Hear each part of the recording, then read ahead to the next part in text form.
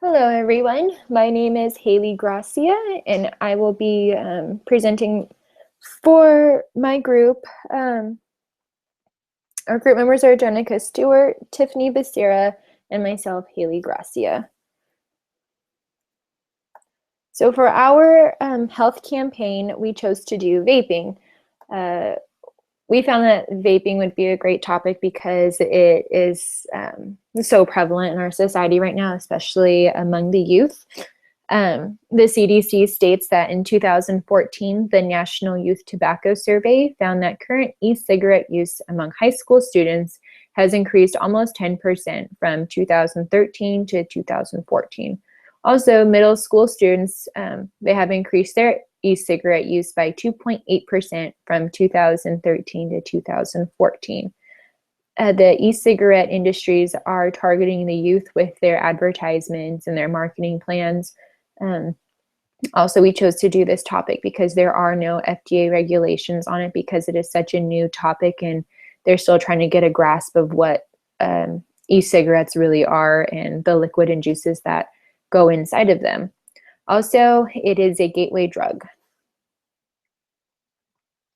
So for my event, I chose to do my presentation at the Heritage Ward building. I chose this location because I know the majority of the teens who were my target audience would feel comfortable going to this location. Also, I wanted to inform the youth of our ward that vaping is in fact against the word of wisdom, even if there's no tobacco in the liquid. I've had a lot of friends tell me that it's getting to be a big problem in Utah among the youth because they don't think that the vaping and the e-cigarette juice is against the word of wisdom. And so I was concerned for the youth in my home ward. I chose June 16, 2016 for the date, and there were only 6 youth in attendance, and they were ages 14 through 16. So for my pre-advertisement, I posted a poster on our bulletin board, and to the left you can see it says electronic cigarette companies want you to think that there are no risks associated with using their product. There's nothing safe about e-cigarettes. And then I just gave them the date, the time, and where the presentation would be taking place. Also, I used the ward bulletin that gets passed around every Sunday and put the alert that's on the right for my presentation. So for the campaign, we used a slideshow presentation. Here are some of the slides that were included in the slideshow. In the top right, you can see how these vaping companies and e-cigarette companies are targeting children. There is a lot of different marketing strategies that they use, and one being that they put candy next to the e-cigarette juices that they are trying to sell. So we have things like Skittles and Swedish Fish, gummy bears, Fruit Loops, Cinnamon Toast Crunch, and cinnamon rolls, all next to the e-cigarette juice. And I don't know any, avid smoker that would use these type of things, use Skittles flavored or Swedish Fish flavor. I think they would go more toward the regular route of just smoking nicotine with no flavoring in it. Also, you can see to the right of the e-juices that those are the smoking devices that they use. Those are the vape pens, and they are colorful and just look like they are really targeting to children. We explained what vaping is, which is the inhaling and exhaling of the vapor that is produced by an electronic cigarette. It works by a small battery-powered heater inside the e-cigarette. It heats up the liquid and it turns the liquid to the vapor. The FDA doesn't have any regulation over this industry, or they're trying to have a little bit of control over it, but right now they don't really have a lot of control over it. And so you hear on the news that people getting their faces, messed up because the vape pen explodes, and it just causes a whole bunch of problems for individuals, especially when they get their face blown off.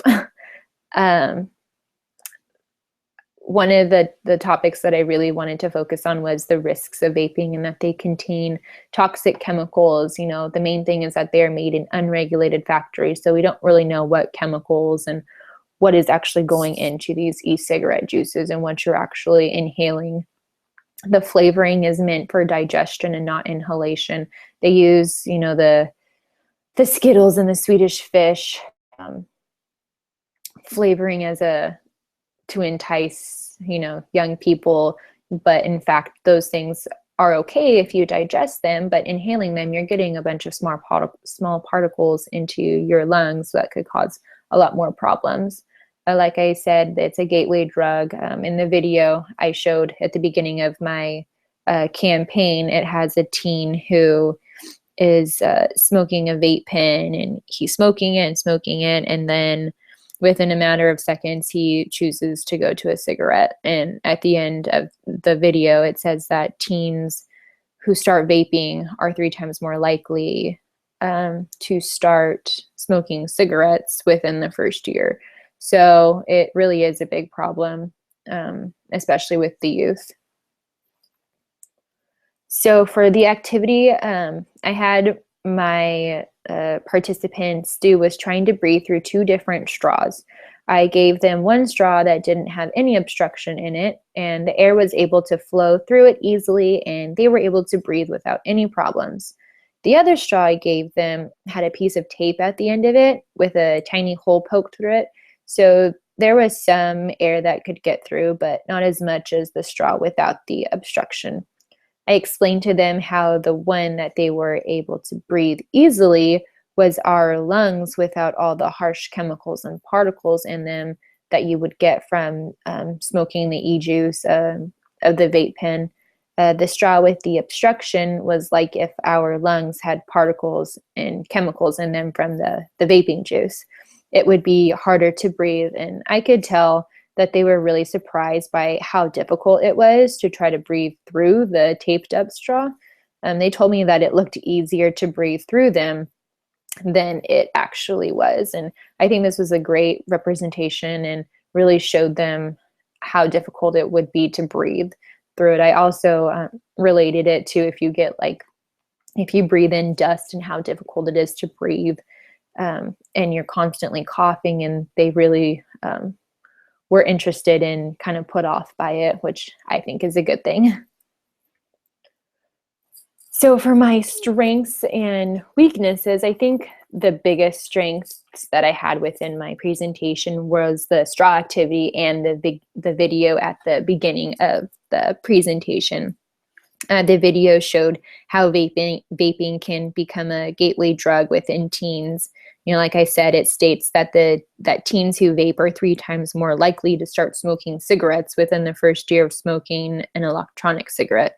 And like I said, I could see how surprised they were that vaping could lead to that, because the media portrays vaping as the safer route to smoking cigarettes, but it just leads to smoking cigarettes in the end. With this straw activity, I could tell that they really understood the effects of vaping and how hard it is to breathe with all those contaminants in our lungs. And they were stunned at how difficult it was to breathe through the obstructed straw. And I even thought it was harder than it looked. For my weaknesses, I think the number one thing that I could do to improve in my campaign is to make sure that the equipment works right before I'm supposed to present. The projector was working fine the week before, but of course, as soon as I needed it, it didn't work. I had to do some type of update, and it had to shut off. So I had no choice but to move forward with my presentation on my small screen laptop because we were running out of time. Another weakness, I think, was that there wasn't a lot of teens there because of summer break, so it wasn't as packed or crowded as I had hoped it would have been, but they still got a lot out of it and were ready to go tell their friends what they had learned from my campaign. For my lasting impact, I had two of my participants share a story that they had with vaping. And one young man, Walter, shared with us a story about how he has interacted with extended family members who vape. Because of the fruity smell of the smoke, he was super curious about it. And of course, he knew that he shouldn't try it, but he was still curious. He told us that because of my presentation and campaign, he had decided that he was no longer curious about vaping and would not choose to partake of it.